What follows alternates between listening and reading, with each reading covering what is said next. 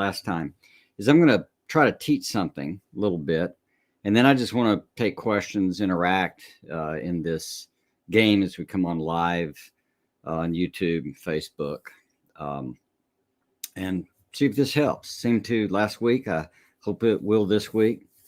And what I'd like to do is you're coming online and be sure and say hi to each other. Uh, Tell your friends this is absolutely live. This is Friday. It's 10:33 a.m. Um, in the Central Time Zone where I live, and it's the last day of March in 2023. So it's real time, and in real time, I want to answer your real questions. So as you come on, I see people saying hi. Say hi to each other. What I want to do is teach you about relationships, something really crucial, something really strategic about how to make relationships work well, how to get close, how to have affection and nearness. And I'm not just talking about marriage, but I certainly am, or dating or partnerships or whatever. I'm talking about with kids. I'm talking about with everyone else. And let me know if my sound works and you can hear me and it's all good. Somebody say, "Yep, sound good." I hope. But I want to walk you through a way to think about relationships that will absolutely change your life, because it's the relationships with your kids when you're young, homeschooling, but even when they get older. And not all relationships are guaranteed to work right, because the math of relationships is it takes two to say yes and one to say no. So bear in mind that reality, that you may have some difficulties in relationship, but I'm going to tell you how it works, and it's going to give you insight on what you can do, and it's going to motivate you to run your homeschool in a what I'd call a balanced way, not over oppressive and not over letting the kids go crazy, just left to their own devices. So we're going to talk about balance game. And to do this, I want to see if I can share my screen. If I can, I can explain it to you. It'd be fine. What I'm going to share with you is from some training I've had in something called the FIRO B. So I'm not concerned about the test. It's a relationship test. It kind of show, like outwardly, the FIRO B would measure you outwardly, say, yeah, I don't need any more relationships in my life. But it would tell you inwardly, you're craving them. And it would share someone else. So it shows how you look at themes about belonging and about control and about nearness, etc. But it's the philosophy of the FIRO B that I want to share with you. So let's see if this share screen works. Entire screen. Share tab, share window, share live studio, Chrome tab, entire screen. There we go. I'm sorry. I'm just having to learn. So let me see if I can pull this off real quick. Because what I'm aiming for is to show you really how this game works. And if you don't look ahead too fast, what I want to share is how relationships work for closeness. Schopenhauer, famous German philosopher, and I think Sartre in France, I believe it could have been Rousseau, said similar things, that most all of our problems in life are connected to human relationships. So I don't think there's anything more relevant I could share with you. So give it a go for just a few minutes as I walk you through this. So the words you want to get in your mind are I, C, and A. This is the nature of relationships in this philosophy or understanding. And so the first is that I, and it stands for the word inclusion. The second is the C, and it stands for control. And the third is affection. So the ICA is inclusion, control, and affection. And they go in this order. So inclusion, and then to control, and then to affection. And it can iterate, it can run back through. But what I want you to understand is that this is the way the game goes. I'm going to give you a couple of illustrations. That first, you've got to be in or out of the relationship. If you're married and your spouse asks you on a date and you said no, you're not in. There's no inclusion. But that second piece, control, is like who's on top, who's going to run who's going to be the initiator, who's the responder type thing. And that can vary with areas. It's not necessarily the whole game, but it's definitely inside of um, different aspects of a relationship. So when we think of homeschooling in particular, it's a thing about who's going to run the school or dictate direction or whatever else. I've always told young couples when they have their first baby, back in one of my past lives, I was a pastor for many years and always visited with babies. And I tell them, before you get home, before you go in that door, you got to make a decision. Is the baby going to run the home, or are you going to run the home? And I said, I'm not telling you which way to go. I'm just saying you better get that clear. Similar thing. Well, when control is settled, you then move to affection and closeness. And here's the problem. If you're not in the relationship, you can't move to affection. And if you don't resolve the control issues, you can't move to affection, closeness, right? So here are a couple of illustrations. One would be driving across the country in an automobile car. Well, you got to decide if you're in the car, right? In the car, that's cool. And but then you got to decide who's going to be the main driver and who's the support driver. You might think that's not an issue, but it really is. I watched my sons one day. They were getting into our minivan at the time, and they're going to drive from Texas to Alabama to have a guys' trip to the lake. They were college or late high school or college overlap.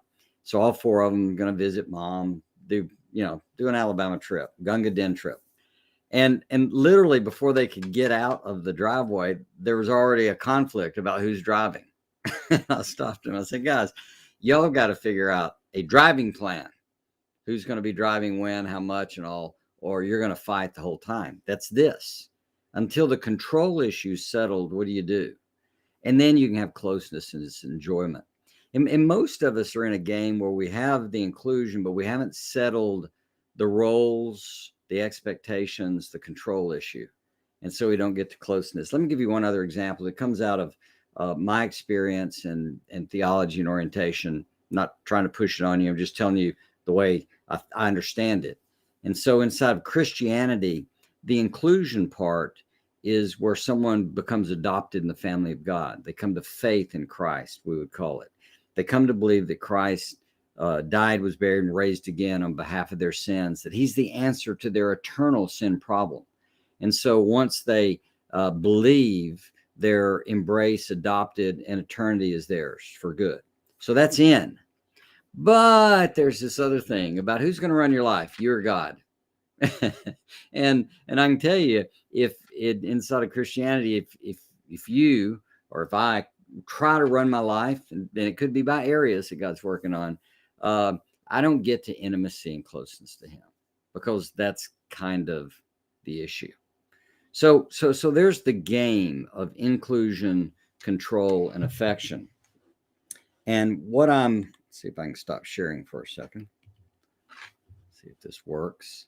What I'm trying to get at with you is I'm trying to help you think, especially about homeschooling, but also your relationships too. If you have if you're married or have a spouse, that kind of thing, and you're both involved in the homeschooling, that's going to be a challenge as well.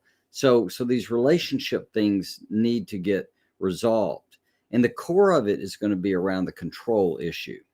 So when you look at different issues in life, you want to think about, how could we resolve this forever? That's what Jody and I've done. We resolve romance and finances and how we're going to parent and how we're going to do homeschool and I'm going to tell you, all of those came with a battle, every one of them, sadly. But there was a battle. She had her view, I had my view, and we could both be wrong. We need a third view. But in that process, what we learned to do is we realized that good relationships are marked by a trail of resolved issues. So we focused on one issue and got it solved. Most people solve problems like the baggage at Southwest Airlines. It just keeps coming around. You kind of poke on a little bit and it comes back around, instead of, why don't we solve this for good? Now, specifically, I want to talk about homeschool. And with homeschool, what we're talking about very specifically is who's going to run this program? How's it going to operate? How is the game going to go? Is it freewheeling? Are we going to measure it by whether the child's happy?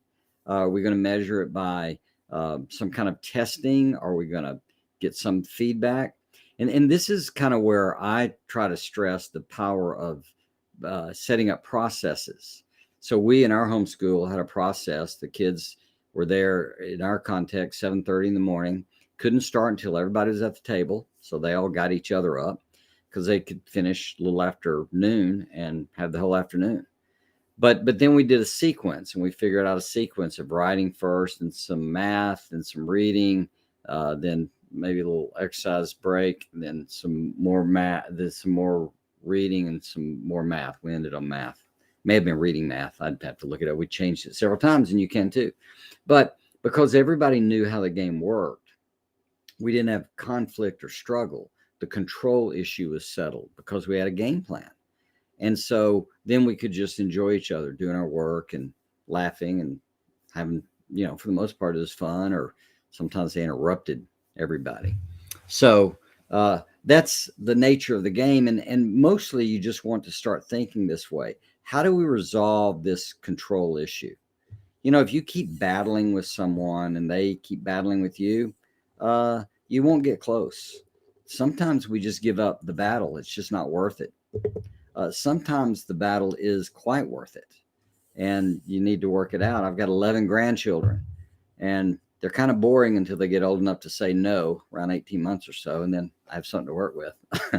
and they're delightful and fun and irritating and all. They're kids, but there's a certain amount of boundary that we've got to have. I want to cheer for them and let them go for everything, but they can't hit me. I'm sorry, we're not going to be doing hitting Grampy. So I have boundaries on that, and that's not going to be a negotiable. And once they know they can't hit me, if they get mad or something, we're fine. And we can be close, what the game is. And we're all wrestling with that. So my advice is for you to start looking at your homeschool and look at it and say, where is it chaotic? Where is the control not clear? Am I constantly negotiating? Am I fighting? Is it worth the battle? Do I need to set up a process? That's why we have courses on this. You go to independenthomeschool.com. You can learn all about them. But that's why we try to help. So, and why we understand it this way. So that's the teaching part. That wasn't too bad. I'd love to take questions on that teaching part, or I'd be happy to talk about anything you want to talk about in homeschool, relationships, family, parenting. These are the areas that I've labored in for 4 decades, and so I might not have an answer, but I'll probably have an idea, or we might get one from someone else. So what questions about homeschooling, or the parenting side, or the marriage and family side do you have? I know there's a delay in the system, so I'll give a chance for things to come in.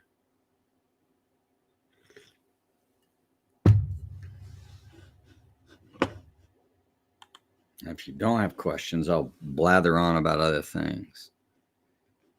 Let's see, social comments. Yep, I'm seeing it.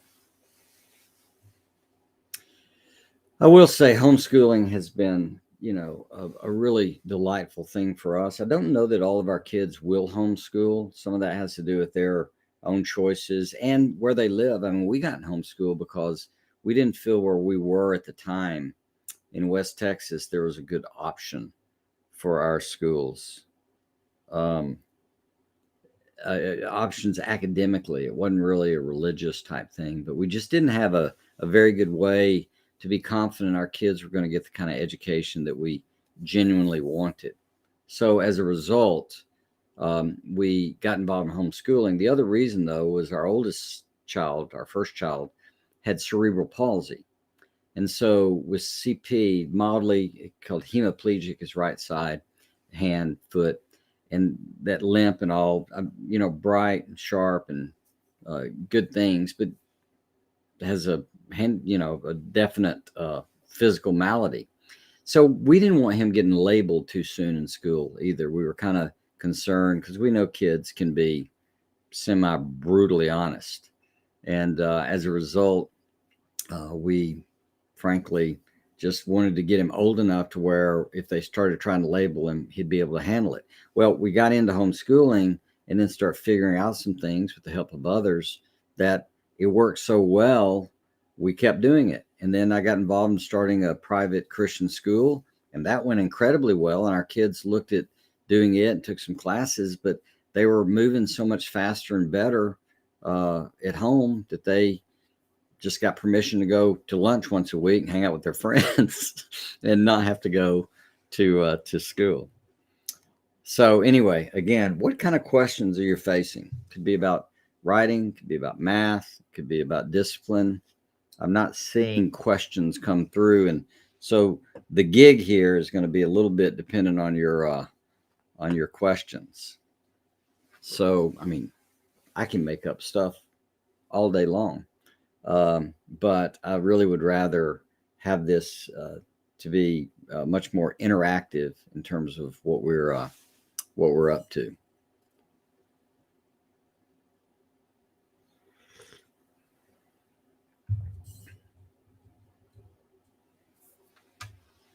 Now I'm wondering if the system's working. I assume it is.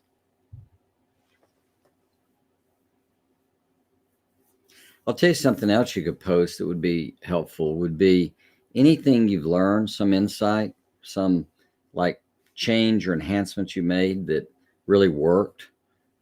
Sharing that kind of stuff is helpful too. So I've got Dave coming through. Wish I knew why this worked this way. Oh, well, it's not helpful. So Dave says, how do I show the example of academic discipline at home when I myself am not schooling? So how do I show the academic discipline? So I'm not quite sure, David, what it sounds like is you're not getting to model it. The trick to modeling, it's not always, um, a friend of mine is named Bob Tebow. He has a son named Tim Tebow. You may be familiar with Tim. And I know Becky and, the family, they're great folks. But, Bob was athletic, but he wasn't Tim Tebow athletic. So it's not like your kids can't surpass you. What we understood we were trying to do is model an orientation of being interested in learning. So that can happen by, you can watch documentaries, with the kids on, who knows, war in Europe or something. I don't know. You can read, and your kids know that you're a reader. Spend some time reading. You can listen to lectures. Sometimes we do that in the car on trips. So I would argue that it's not exactly you're having to be there present as an academician or an academic example, but more you're a learner. And then for the kids, schooling is the mechanism for their learning. Does that make sense? Feel free to ask a follow-up. How long? I wish I understood. I have a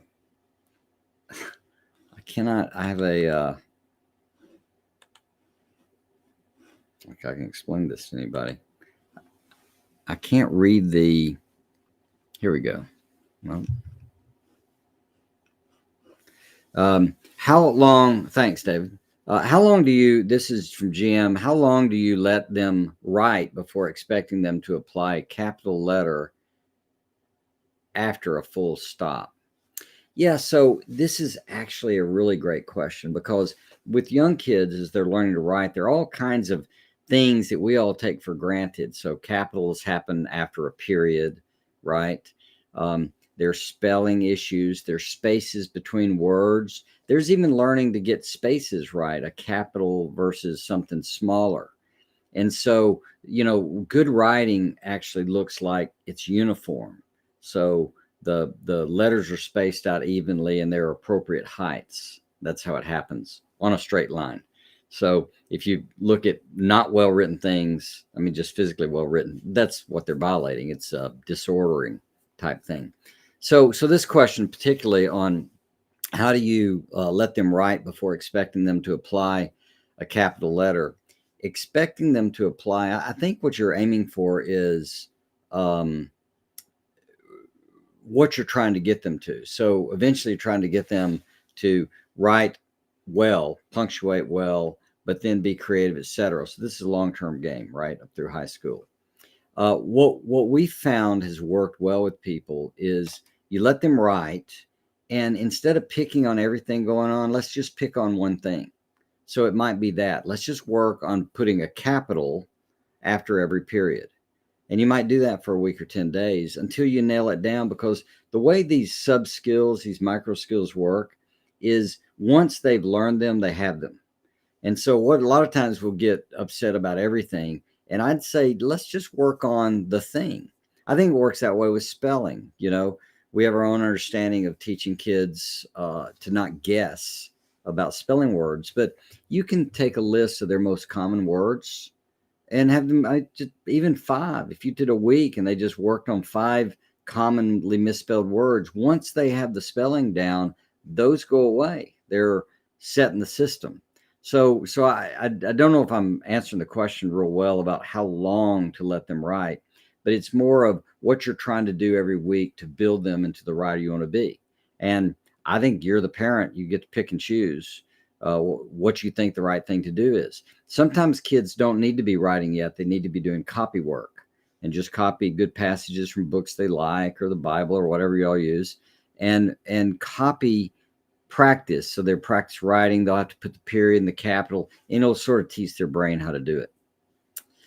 Rebecca, how to create a routine when there hasn't been any? Well, Rebecca, there's been a routine. It's just not one you like, I guess. So let me read the whole thought. How to create a routine when there hasn't been any. When I try to get a homeschool routine going, I get so much pushback. Yeah. Oh, this is perfect. So you do get pushback because it's the systems like to stay the same. That's just how it works. So your air conditioner, or the temperature in your house, if you have a thermostat, if it gets too warm, the air conditioner comes on, cool it down. If it gets too cool, it goes the other direction.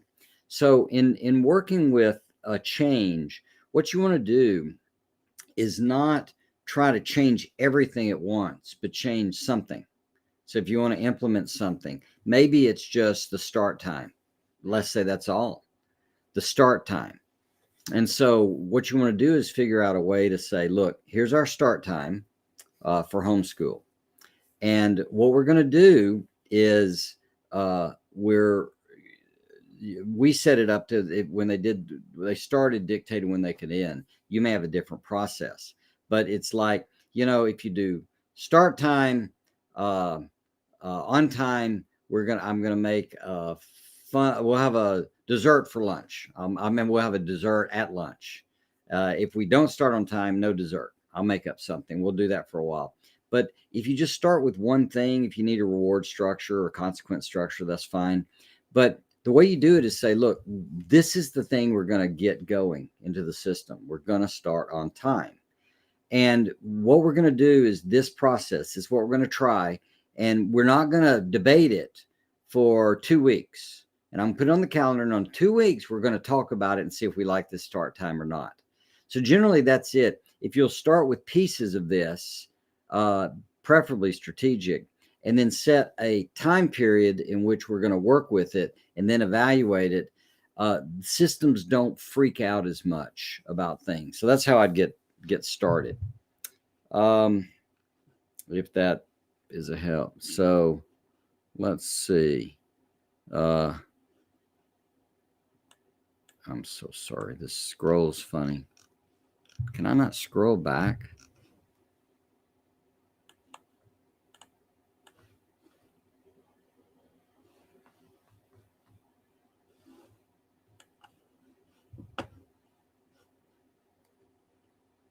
Okay, I see how it's doing. I apologize. I'm catching up. Yeah, so I see down here someone says, is the writing course still available? Couldn't get to it through your website. There was a problem. The master site was down a few days ago, but I think it's all working now. I'll double check, but should be able to go to advancedwritingresources.com with dashes in there, or independenthomeschool.com and just look under the menu item courses. You can actually Google Fred Lybrand writing course. You'll find it. So give that a try. So Heather says, my 7th grader is stuck on a concept that she has already gone over twice. Would this be something we go over together or by ourselves until she gets it? So a concept, Heather, I'm sorry, is this in mathematics? I'm guessing it is. So I'll assume that, and you can shoot to me that, yep, that's it.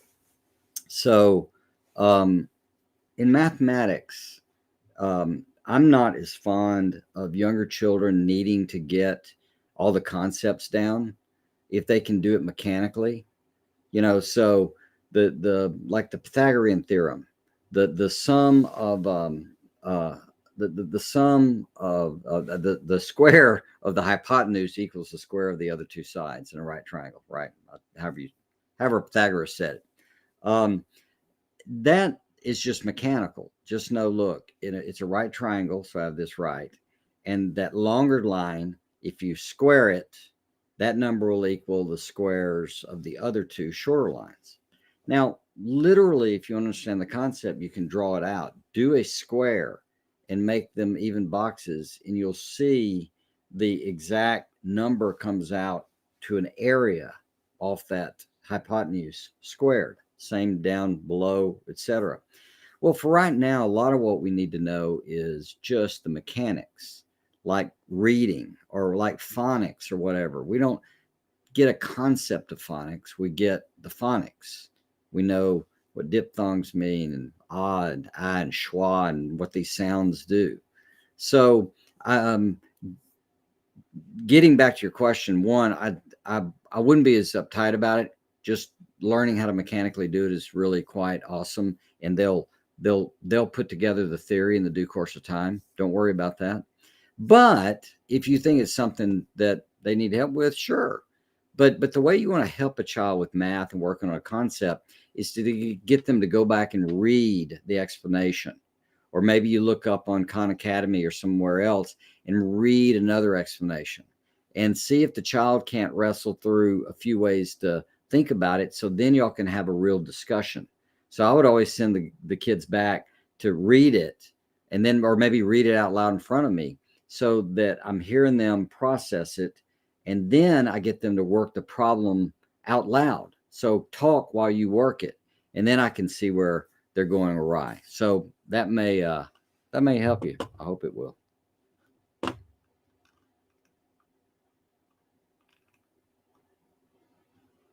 Address the writing course. How long does it take? This is so strange. How long does it take for a child to memorize all math facts in your experience? And also, I just bought your book, The Writing Course. Do I teach it, or should my kids read it themselves and apply it? Yeah, so the writing course is the course. It depends on how old your kids are, So what you're wanting to do is get your children to write every day. Now, the principles and the lessons in there are great. I mean, we have an online course. It comes with an essay course, a writing course. It's got exercises. It's got a workbook. It's got all kinds of supplemental material. You might want to, you click it, turn it on, and it teaches them. If your kids are good readers, they could certainly read it. I think that'd be great. If they'd read and give you a summary of the principle, that's going to be it. But the magic is going to be in you giving them feedback as they write every day, about a page, space every other line so they can do some corrections. But that day in and day out writing on anything they want to, the way we do it, that's where the magic happens, because they're getting real feedback. I mean, at some point, in order to learn to swim, you just got to get in the water. You can't diagram it all you can't read the book about it alone. You got to get in the water. And so writing needs to be in motion, but the principles we share are going to help them with punctuation, grammar, their own getting out of their headspace, their own ego issues or whatever you want to call them. So that would be right on target. So let's see. Am I going the wrong direction? I am going the wrong direction.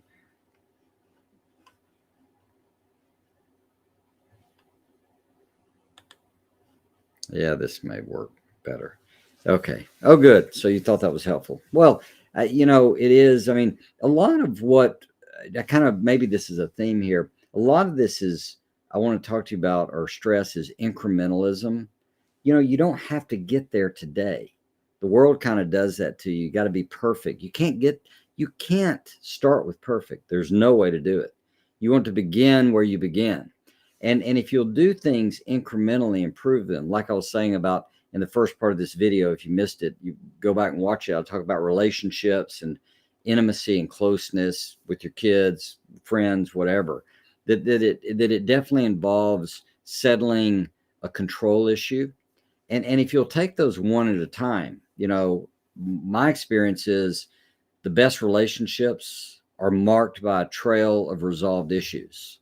So if you take on an issue or a subpoint in an issue and solve it, it frees up all kinds of energy. Well, education's the same way.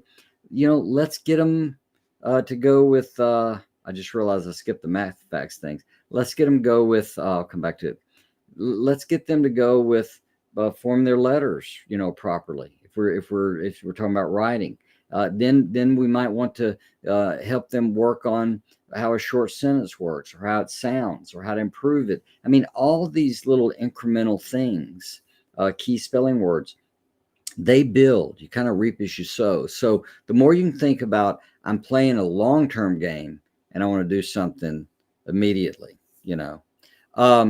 immediately that gets in motion. We don't have to conquer it all today, but get somewhere, I mean, honestly, if you don't floss your teeth, floss one. Could you just floss one tooth? If you'd start flossing one tooth, you're going to find it's going to be easier to floss 4 or 5, and then it keeps going. How long does it take for a child to memorize all math facts in your experience? So I got off on the book and not on the math facts. Sorry. Math facts.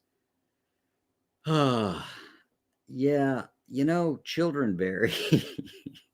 um, um, Jody is the one needs to answer this, and if she were here, she's gone on a retreat, so I can't really measure that. I would say it takes as long as it does, basically. But I'll tell you something that might give you some relief. We did it in sections, and so they'd learn sections, and we kind of test them by sections, and then they would add some and then review the others. That's just how you do it, and there are all kinds of things out there for you. But what we came to was I would do the test. I'd finally do a test. I'd just give them like 10 of them, and if they could quickly, speed of access, that's what I think learning is, how quickly you can do it, not counting on fingers, not any just have you got it. So when they overlearn it and they've got speed of access and I test them, they're good. But here was the game. We knew that it might slip. And so in the course of time, we kind of got them to good enough, but we get into math little ways. So they're saying getting progress. But if it starts interfering, you can tell they don't really remember their tables or certain ones of them, which is probably it. You can stop and then target that. Just say, yeah, you don't do your 6s well, or I'm making up some. You don't do your 6s well. Let's take a day and just work on your 6s. And then they knock that down, and they're in the back in math. So it's like you want to get them to an adequate, workable spot, but it doesn't have to be perfect, right? So your definition of what it means to learn, like you want them to know them, you want them to do speed of access, but don't kid yourself that they're going to not regress a little bit, forget some things or whatever. So that'd be the way I would approach it. So super helpful. Hey, that's great. I'm glad for that, and want it to get even more helpful. But most of this stuff I've learned, there's just so much stuff that I think God's forced through my life, but I don't know what people need, so I don't know how to answer it, and I don't have all the answers. Some of it I'm going to brainstorm with you. So that's great. Carol adds, let's see if I can read this. How do you work on math with a kid who is unable to learn and retain math facts? I have a 19-year-old who cannot retain them. He's dyslexic. So honestly, Carol, I would, the first thing I would do, and you may have done this, so Jody's dyslexic, and her dad, brother, dyslexic. I don't think we had any dyslexic kids. We had two that kind of flirted with some of it, but they figured it out. But memory, I, I would certainly recommend, if you have access to our memory course, to go through the memory course. If not, pick up a book like there's the memory book by Tony Buzan is a pretty good one. There's a memory book, same title, by Harry Lorraine. It's fine. It's very old, Lucas and Lorraine. But that Buzan book is good. I think our course is really good. But what someone with a memory problem wants to do is learn how their brain works and how to integrate tricks into their memory.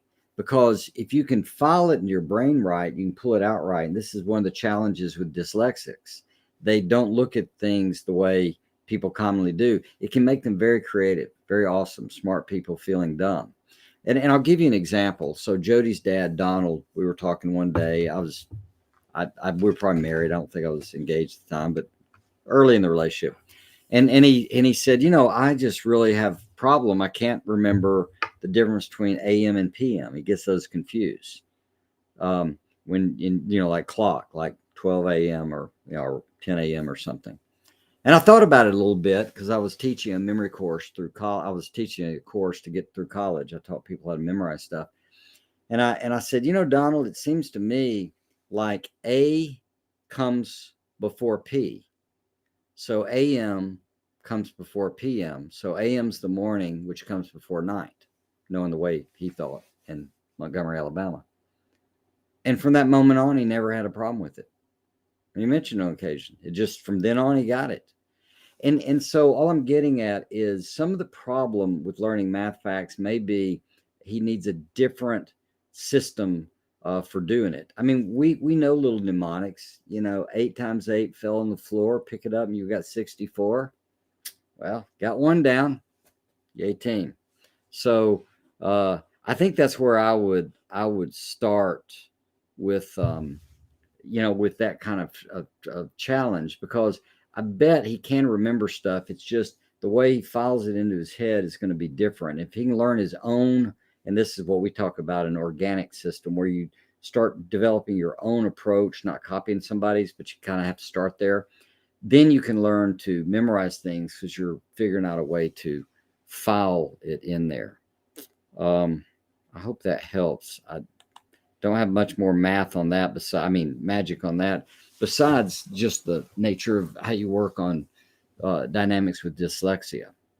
And even there, you might keep, it's probably math facts or certain ones, keeping a good page out and letting him use those as he's working on them too. So what? Why is that a thing, especially for an older kid? So let's see, what else have we got here?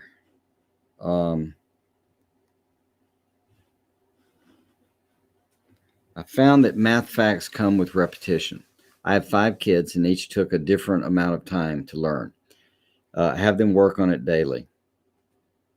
We like songs, flashcards, and games. Yeah, and I agree with all that. So the memory tricks get it to where your brain will pop it up. But when you repeat it enough, it just becomes part of your long-term memory, which is what you want. So the mnemonic stuff is not an immediate cure. You still want to repeat it, just like somebody's name. So there's a guy at church, I couldn't remember his name. So it was Chris. I knew he has a ranch. I knew he hauls hay around. So I said, brain, how would you remember it? And my brain said, well, Chris sounds like Kris Kringle to me. So maybe Santa Claus driving a tractor around with hay on it. I said, that works for me. And so it wasn't even spelled, Chris is normally a K, but maybe not Christmas. I don't know. But the fact is, I know Chris now, but I've reviewed enough. I don't have to think about Santa Claus and hay and all. I just know Chris.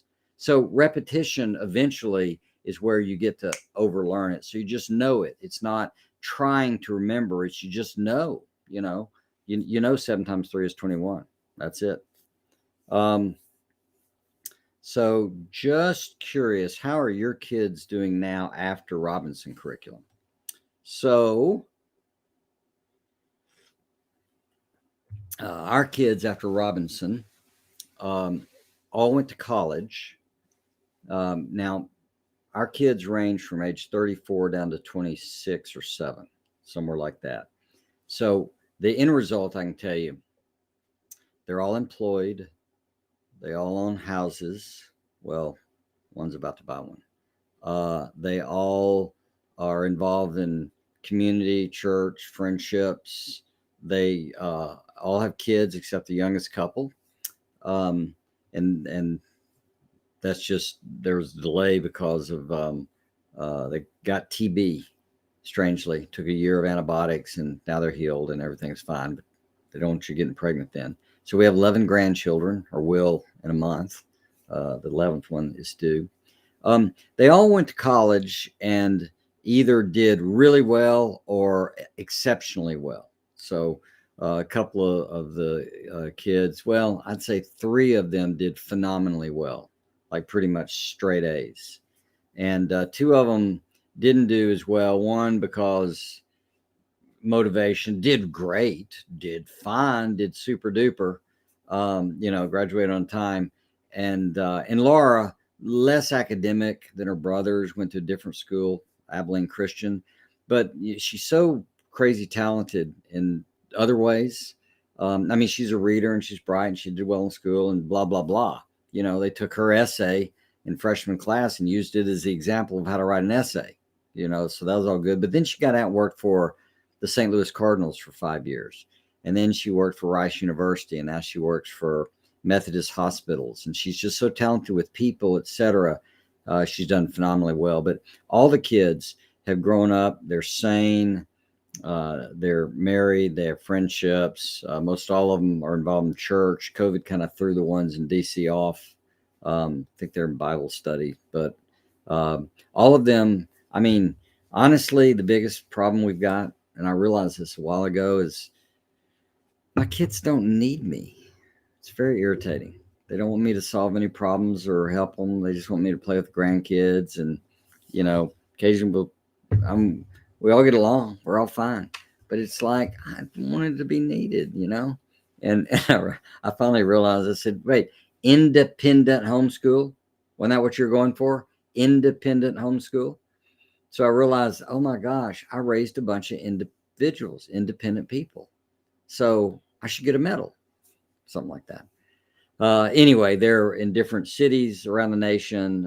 One couple, they're moving back to Austin, which is near us. One's up there, one's in Houston, somebody's in DC, and then somebody's in Montgomery. So they're scattered out. But they're all doing, I think they're doing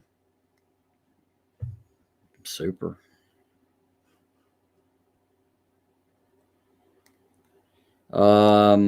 What other questions? Anything else going on here? Any questions about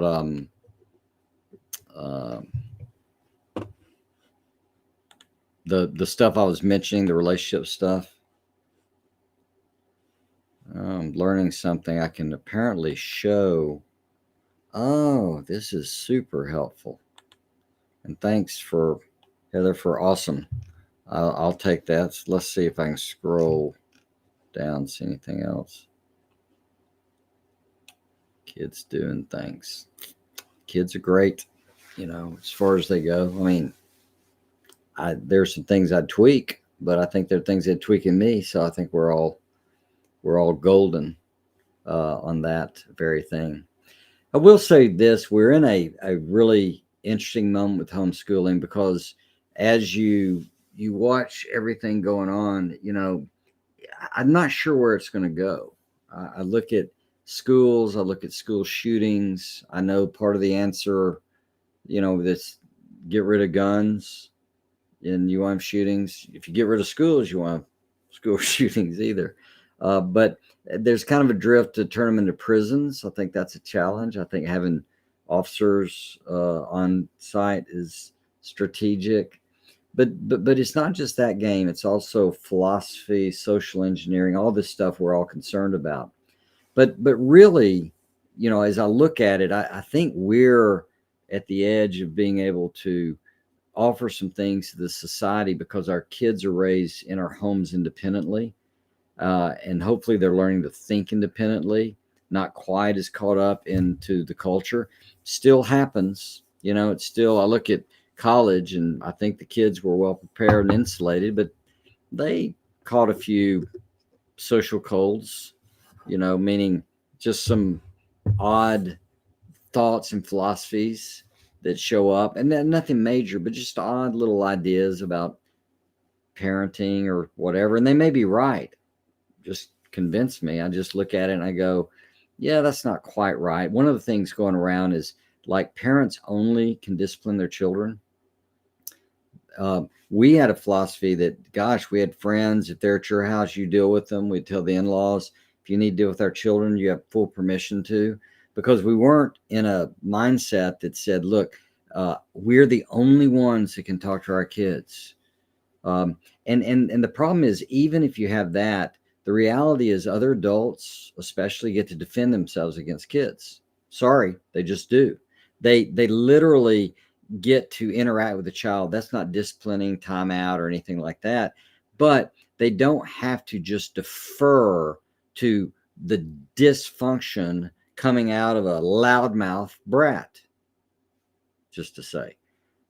So that kind of philosophy that's out in some of the parenting literature is just lame. I mean, my opinion, could be wrong. Convince me otherwise. Let's see. Any other thoughts? I may let y'all go if I'll give it a little delay if there's another question. I've got about 10 more minutes in my mind, but this was fun.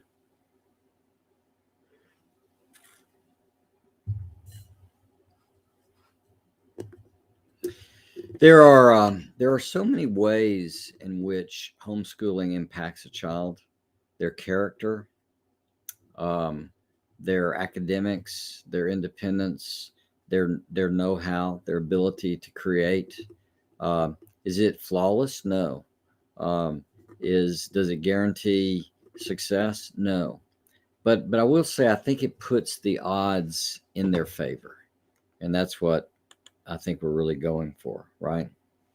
So Mrs. TC says, how can you help a 16-year-old who is so hard on themselves for feeling behind in math, struggling in pre-algebra? What can I do to help with the gap so she can move ahead? So, great question. And the way this works, or the way I would understand it, we've worked with people. I've worked with people that were really behind in math, and the real answer is to try to get them caught up, but I wouldn't say caught up to where the peers are or whatever you're theorizing or where the world tells you to think. But how do you get them caught up and confident on the math they know to this point? So if they're struggling in math, chances are they've gone too fast and they really haven't learned the foundational stuff they needed to learn. So personally, I'd rather have a child that absolutely mastered Algebra 1 than one who could sort of barely kind of do Algebra 2. That's me. Because that foundation, that skill becomes a skill they own, at least up to the Algebra 1. And the way math works is you have to build on this thing. So you got to nail down the foundational principles. You can't go back and they fill in. Reading, you can do that. You can kind of skip a paragraph, keep reading, and your brain will a gestalt effect and it'll fill in what you missed. Math does not work that way. So what I would do is I would take the books, whatever pre-algebra, wherever, what's before pre-algebra, and maybe you start here, you integrate it. You could do it either way. In other words, you could have, like, let's say you go back, I would take a 6th grade book or a 5th grade book or whatever, pre-algebra, wherever it goes to, maybe it's 8th grade, and just go back and randomly pull out, go to a lesson and have the child do it. And if they can do the problems there, they're okay. If they can't, that's a marker, but go back some more and get to a place where they've got that part. And it may go back a ways. And then when you start finding those things they didn't get, that's where you want to focus. Maybe you just do that on weekends or every other day and still keep doing whatever you're doing. For me, I'd probably back up to it and get them to go as fast as they could, because it would be easier material, but they'd really nail it down. That's where confidence is going to come from. The greater part of courage is having done it before. You've been through it. Greater part of confidence is being able to do it. You just don't magically do it. This child will feel great as she as she really masters math up to a certain point. So I'd back up and just nail it down. And if she doesn't get a lesson she needs to, do that lesson again the next day. You know, she already worked through it once, let her work through it again. That's where mastery comes from. It's a repetition game. Gosh, I hope that helps. So learning how to learn. How did you start that and keep it going? God, that's an interesting question. So I think this goes, so in my understanding, we have a level up here of like a vision of what we want. And then down here is like reality. And in between are the steps we got to take. So we like reality is here. There is where we want to go. And then the path is going to be the steps. So we're figuring out this path. Above the vision, though, is probably something more like a dream, you know, an aspiration that's even higher. It's vaguer, but it's really up there. And so for us, I really had an orientation, we did, that education was about skill development, not knowledge. So we weren't worried about knowledge and what they knew. We worried about what they could do. Similar to what I just said about math. You know, nail down the earlier skills and you can build on them. So with learning how to learn, our vision was to raise happy adults. Our goal, our dream. Our dream is the word I'm looking for. A dream for them to be self-starters. I dreamed for them to be able to teach themselves anything. I dreamed about them being happy adults. Those were the dreams. And it informed what we did. And I had the privilege of coming through a background that I had to take Latin in early high school, and did a lot of reading. And I pursued liberal arts, which means the freeing arts originally. So literature, etc. So I got on a path of more of a Renaissance game. So I've studied systems dynamics. I had background in mathematics. I've done law, engineering, management. I don't know how to fish better, all these different things. And what that Renaissance orientation does when you don't over specialize is you become really good at problem solving, because you're solving problems in different domains. And so for us, that's how we were thinking with the kids, while reading, writing, arithmetic as a skill set, a stack of these three skills really prepared them to be self-learners. So we wanted them to nail down the skill, because you can read well, you can tap into knowledge everywhere. If you can do math, that sets you up for the language of science as well as knowing absolutes. And if you can write, not only does it help with communication, but writing forces you to think clearer. And so if you can learn to think clear and understand this game, gang, you can teach yourself anything. So I think that's how we kept it going. We got it going, and then we just settled down to the process. We weren't thinking about the dream all the time. We were thinking about, did you get your math done? And we just did the process day in and day out. So anyway, all right, gang, this was quite a delight. I hope you found it helpful. Subscribe to that YouTube channel. It'll notify you if you want to be there, or if you're watching on that writing course page, you may not be subscribed to it. I sent you a link. Do that. Share it with others. Just cheer for the cause. We're just trying to, advance the ball, and you all are a big part of it. Anyway, hope this was helpful, and I'll see you next Friday.